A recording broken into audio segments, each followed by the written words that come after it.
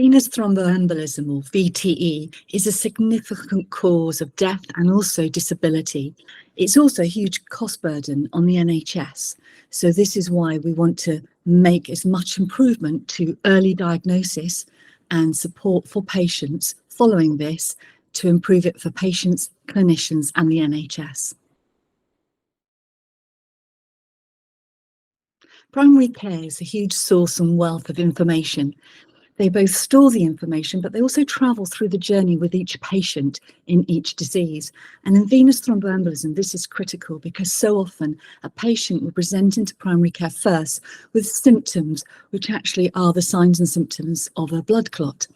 So we want to work with clinicians in primary care to support them to make an early diagnosis or suspicion of diagnosis of venous thromboembolism that will help them improve their service and also improve and safeguard patient outcomes from VTE. No.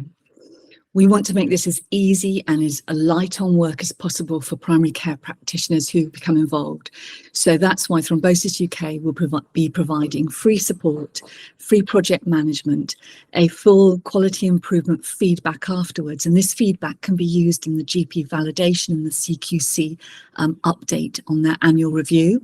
So we want to make it as beneficial for the practice and as little as work and no cost at all.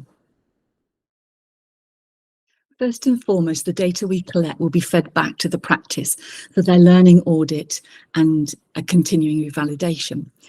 From the national picture, we will use the anonymised data to inform learning on a national scale. We use this to inform a clinical solutions tool that would be offered free of charge to the practices that have been involved to trial, first of all, which would help them raise suspicion and detect VTE at an earlier stage.